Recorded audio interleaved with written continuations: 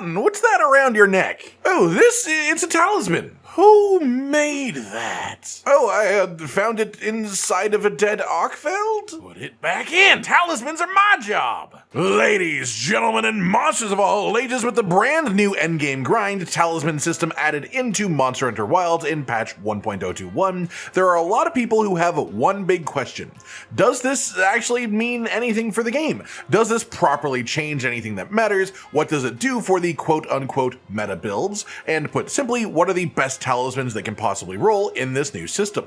Today we're going to talk about all of that, give you an idea of if your builds will be changed at all as a result of this, and do some math to work out the best talismans possible in this system, and what the potential difference is if you were to use one of them to replace the current crafted talismans that are frequently used. First up, we did a full video on every possible talisman combination yesterday with lots of information if you want to know all the rules and parameters about this system that define which talismans are possible, as today I will be referencing some terms from that when telling you how the talismans work, but you should be able to follow along pretty fine without that context if you just want to see the actual results. First step then is determining what the best possible talismans are that can roll. We know how the skills are defined, the pools that they pull from, and we know all possible decoration socket combos on the talismans too. So pairing that knowledge with just a general understanding of which skills are desirable in Monster Hunter Wilds, I've got 3 main talisman archetypes to present as the theoretical god rolls for most weapons. Obviously some weapons will be more unique, like bowguns will probably want to focus on bowgun specific weapon skills, as there are tons of really valuable skills for bowguns on weapon skills that you often can't fit in just your weapons decoration slots by themselves, but even then that would technically fall into the category of one of these god rolls as well. Of course, I don't have any of these actual proper talismans myself yet, so I'll be showing ones that I have gotten that fit the same role criteria, the same archetype, meaning they were all just a couple of steps away from becoming the completely ideal talismans that I will be talking about today. The first one then is the true god roll. This one is generally going to be the strongest of the 3, but the reason I'm talking about 3 is because all of them are really good for different builds and for different weapons, but all of them, generally speaking, are extremely strong. This first one then would be a rarity 8 talisman, and specifically there are the templates of possible rarity 8 talismans for those interested on screen right now, and the one that you're after is the second to last one, the one that has a group 3 skill, a group 10 skill, and then a 1-slot weapon decoration socket and 2 1-slot armor decoration sockets. Group 3 skills are essentially all 3-slot decoration weapon skills, so things like 3 ranks of attack boost, which is a prime option for most weapons, or 3 ranks of critical eye if you want more affinity, or 3 ranks of razor sharp, or just master's touch completely if you want that too. And while I won't be doing math based around this one because it's too specific and honestly quite strong, it could also be a full 3 ranks of offensive guard, which is essentially 15% bonus raw attack for any weapon that guards frequently. But any of the options currently on your screen can come from the group 3 category on this roll. Then we've got group 10, and group 10 is essentially all of the level 3 armor decoration equivalent skills, as well as a couple that aren't on the decorations but are on crafted talismans. But the group is relatively self-explanatory. Currently, most of the best builds are using one of 2 talisman types. The first is 2 agitator or 2 weakness exploit.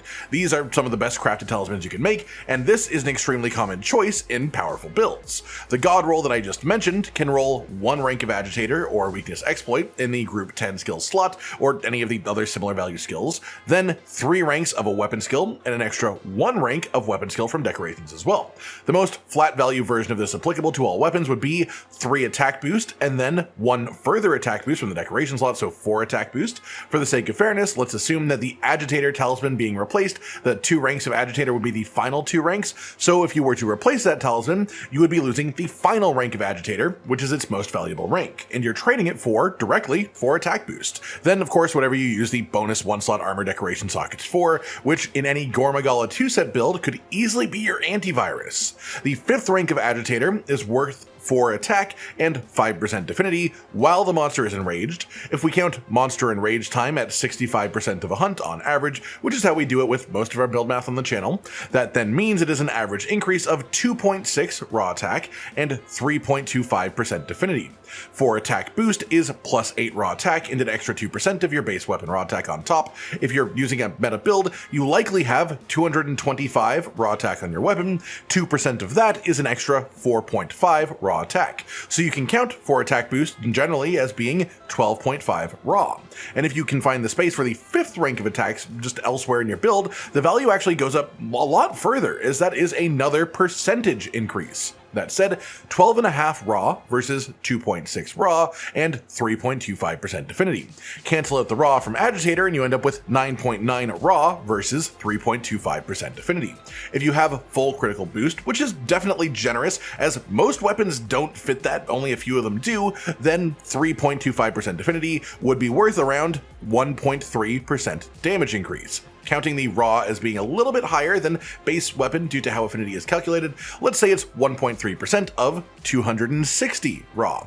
This would mean that it's the equivalent of 3.4 raw attack, so overall in a vacuum, this means that the God Roll Talisman that I'm talking about is essentially 6.5 raw attack higher value than the crafted double agitator talisman, and that's giving it the biggest benefit of the doubt possible, including counting it as losing the final rank of agitator and counting full crit boost and so on and so forth. So if you're only losing like the 4th rank instead of the 5th rank, then the difference is even further in favor of the new random roll version. Flip that on its head just to really drive it home, let's compare it to the 2 weakness exploit crafted talisman as well, just to drive the point home how good this really is. If we do the same thing once again, we assume that the compared random roll talisman is giving 4 attack boost and 1 weakness exploit, and that the swap would mean dropping the final rank of weakness exploit. That is a pretty direct exchange of gaining 4 ranks of attack boost for 10% affinity from the lost weakness exploit. Again, doing this, counting it as full crit boost, which only a few weapons do actually hit, that would be an average of 4% damage being lost over the hunt. Counting 4% of 260 raw attack would make that the equivalent of 10.4 raw attack. Compare that to the 12.4 raw that you get from 4 attack boost, and it is still better with the random talisman. It's a little bit closer for sure with the weakness exploit, only 2.1 difference now, but again, I am doing this math in a way that favors the crafted talismans. Most realistic situations will lean even further from the crafted into the more random ones, and we aren't even counting the fact that with Gore 2 set, you could even fit an extra 2 antivirus ranks in this and get a lot of that lost affinity right back. Point being, at an absolute minimum, the Rarity 8 God Roll Talisman is a 1% damage increase over the double weakness exploit talisman, closer to 1.5% against the agitator talisman, and in a more realistic situation for most weapons, it's probably more like 3% increase, even up to around 5% if you are also making genuine use out of the 1-slot armor seal sockets, as mentioned before with something like antivirus. This means it won't make or break your experience to have these talismans over just using the crafted ones, but it is also capable of giving you a genuine reward worth having and using if a combo like that happens to drop. That said, the odds of getting a Rarity 8 talisman to begin with are only 3% anytime that you appraise a talisman, so only 3 out of every 100 talismans will be Rarity 8 to start. Then there's the part where the specific template that we want is one of the 8 possible Rarity 8 options, so now it is a 12.5% chance that you get the right template after succeeding the 3% chance to get a Rarity 8 to begin with. Then you also need useful skills in each of the slots that you get to. Let's say that there are maybe 3 options for the group 3 skills that would be justifiably good enough to call a God Roll Talisman. There are 40 possible skills in group 3. If we assume that all of these skills have an equal chance to roll, that's another 3 in 40 chance to get the talisman you're after, or a 7.5% chance. So you have to hit on a 3%, then you have to hit a 12.5% after that, then you have to hit 7.5% on getting a useful skill in the first slot, and then your second slot is a little bit more forgiving. There are only 9 skill options, and we can assume that agitator and weakness exploit are both very solid choices you'd be happy to see. 1 rank of burst is also pretty much mandatory for 90% of weapons, so rolling burst wouldn't be bad either. With that said, let's call it 3 out of the 9 potential rolls of a group 10 skill, and realistically most people probably wouldn't be mad at latent power either, but let's just call it 3 out of 10. So that's a 33.3% chance of getting a skill you actually want in this second slot. If you don't care about the armor skill sockets, then that's where your odds end, because you are guaranteed to have the 1 slot of weapon skill decoration socket on a Rarity 8 talisman, but if you do care about that, then there's a fair amount more RNG involved, as on a Rarity 8 talisman, you have a 50% chance of rolling just 1 weapon slot and nothing else, a 33% chance of rolling the weapon 1 slot socket, and then also a 1 slot armor decoration socket on the side, and then a 17% chance to roll the full suite of 1 weapon decoration slot, and then 2 armor 1 slots as well. All that to say, it's stacking bad odds on top of bad odds on top of bad odds, and all of that results in around a 1 in 62,500 chance of getting the god roll sort of archetype talisman that I've laid out here, which is pretty much just never going to happen for like 95% or more of players. The odds are just far too low, even if you grind forever. But then if you make a compromise with it, let's say you're fine without the armor skill slots, you don't actually care about those, it immediately becomes a 1 in 10,638 chance, which isn't great either, obviously, but is significantly more possible. That to say, this system isn't black and white. It's not god roll talisman or trash. There are plenty of stops in between where it is notably better than a crafted talisman, but not quite to this insane level, but also far more expectable to actually have drop. That brings me to the next two theoretical god roll type talismans that I want to talk about, which aren't rarity 8, and that all in itself brings the odds of seeing them just up a ridiculous amount. In fact, these are going to be one rarity 5 talisman and one rarity 6 talisman, because that's just the way that these sort of templates and the groupings works. These fill a very similar role in the way that you achieve their power. Outside of the generally high use crafted talisman that we talked about before, one of the other high use talismans is the one where you just get straight up 3 ranks of counter strike. There are a number of builds where you want to have counter strike, but don't have the armor space, and so you make it happen through this reasonably high value talisman. The rarity 5 talisman template that we are after here is the one on this list that has a group 1 skill, a group 9 skill, and then ideally also a 3-slot socket from the decoration roll. The group 1 skill is any 1-slot weapon decoration equivalent skill except for critical boost, so again, general use could be just straight up attack boost 1 or offensive guard for guard weapons, or critical eye if you want affinity, stuff like that. The group 9 rolls are all 2-slot armor skill equivalent skills at 2 ranks. So 2 ranks of counter strike or 2 ranks of maximum might as the most generally applicable offensive skills I can roll here. But more so, counter strike as maximum might is generally on a lot of good armor pieces at the moment that you'll probably be wearing anyways. Then you also get a 3-slot armor decoration socket on top of that, inside of which you can put things like 1 rank of agitator or weakness exploit or burst, stuff like that. So basically, compared to the talisman that has 3 ranks of counter strike and nothing else, this would lose 1 rank of counter strike, gain 1 rank of a weapon skill, and then also gain 1 3-slot socket for an armor skill. Essentially, you are trading a 2-slot elsewhere in your build to fix that final rank of counter strike for a bonus 3-slot, and then also the weapon skill is a pure bonus. So the value trade is actually extremely high here if you have the space to make it work. For the sake of it, let's even math it out a little bit. Let's say for whatever reason you aren't able to get that 3rd rank of Counter-Strike elsewhere, so we just count it as being con completely, even though realistically in that situation you just wouldn't want to use this talisman. That would be a difference though of 10 raw attack going down to 2 ranks of Counter-Strike. We count Counter-Strike as around 80% uptime generally, so we will call it 8 raw attack of average value. What we gain then is 1 rank of Agitator or Weakness Exploit. For easiness of calculation, let's just say it's Weakness Exploit, and we'll even count it as being only 3 critical boosts that we're calculating with, just because I want to show situations where the crafted talisman has the best possible chance of winning and still gets stomped by the random one. Let's call it the final rank of Weakness Exploit though, so 10% affinity at 3 crit boost is the equivalent of 3.4% damage. Because its affinity, we'll be counting it as a percentage of 260 raw attack, as affinity calculates all other skill raw attack in there as well, and that would be 8.8 raw, which puts it just barely above the 3 Counter-Strike talisman, but we also have a full rank of weapon skill on top of that as well. That could be attack boost, which is plus 3 raw consistently and puts it over the top even further, or more realistically in this situation you would never want to run just 1 attack boost, so you could go 1 critical eye for 4% affinity, which is around 1.36% damage increase if you have 3 critical boost. In the same math that we used for Weakness Exploit, that would mean that's worth around 3.5 raw attack, so a total of 12.3 raw attack from those two put together. Take away the 8 attack that we'd be losing from the final rank of Counter-Strike being gone, and again this would come out about 4.3 raw attack higher, which we can then round to being around a 1% overall damage increase for your build, especially as again we made the situation unfavorable purposefully to show that even in an imperfect use of the talisman it is still better. As well, this one is much easier to actually get and have drop. I won't run through the whole set of odds and probabilities like the last one, as you got the gist from that one, but the main difference here is that any talisman that is appraised has a 59% chance of being rarity 5, as opposed to a 3% chance chance of being rarity 8. So even just on that alone, your odds have skyrocketed so hard on getting this one. Then our final god roll is pretty similar. It is a rarity 6 talisman, and the template that we're after here among the options is group 2 and then group 9, and ideally you would also want a 2-slot socket and 1-slot socket for armor skill decorations as that is possible.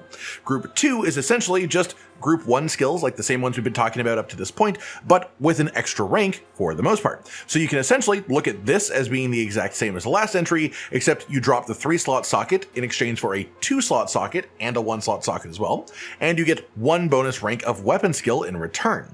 This is a much more directly comparable talisman to 3 Counter-Strike, because you can just put in a 3rd Counter-Strike in the 2-slot socket, and then it would be exactly the same, but with the group 2 skill as pure bonus cherry on top, and also an extra 1-slot armor socket that you can either use for utility or just something like antivirus if again you are running gore magala 2-set bonus. Because this is just a direct, straight, obvious upgrade, then I won't go too deep on the math, but assuming that you use the 2 weapon skill ranks on something like critical eye, that would be 8% affinity. At 3 critical boost, that is 2.72% damage increase. Apply that the same way that we have been, and that's worth an average of 7 raw attack, or around 1.5% increase to a full build over the standard crafted Counter-Strike talisman. Pure bonus, pure goodness, nothing complex about it, and again being a rarity 6 talisman, this one is far more achievable than the rarity 8 god roll. And that's also to say that we've been comparing these talismans in a vacuum pretty much, with some sort of comparisons to the general meta builds, but different weapons work differently. Some weapons get to fit full crit boost just on their weapon decorations, some weapons don't. One thing that these new talismans will do is if, for example, you're a weapon that needs sharpness decorations in your weapon, you could potentially have that actually move to your talisman, which could then give you the room to get full crit boost in your weapon decoration slots. That wouldn't be represented on the talisman, but that would mean that the value proposition from that is probably a lot higher even than the ones we've been talking about so far. That said, it is also worth noting some things that are less directly meta, like for example, you can roll full critical draw on a talisman with group 3 skills on it. Crit draw is essentially just been a real struggle in Wilds up to this point, and this doesn't make it like properly great by any means, it doesn't make it insane, but it does open the door to crit draw builds being better than they used to be. Similar with any of the more obscure weapon skills that are quite unique, that often got ignored because the weapon decoration slots were just extremely limiting. Things like ranks of guard are less of an offensive loss to slot in now, and even for armor skills, you can get things like multiple ranks of evade window or even up to 4 ranks of defense boost from 1 skill slot on the talisman, which is awesome for things like an immortal build. There is a ton of variety of interesting things that you can do if you get the right rolls from this. Mushromancer or just pure wide range support builds, for example, will get a solid boost from getting a good talisman from this system, as just another example. The idea is that this gives you a lot more room for personalization and customization, and some people would honestly get a lot of value from just playing reactive to what talismans drop. Maybe you get a funky talisman that doesn't work for your weapon, but is actually really good for another one. Maybe that's the incentive you need to try a new weapon, and maybe you'll actually like it.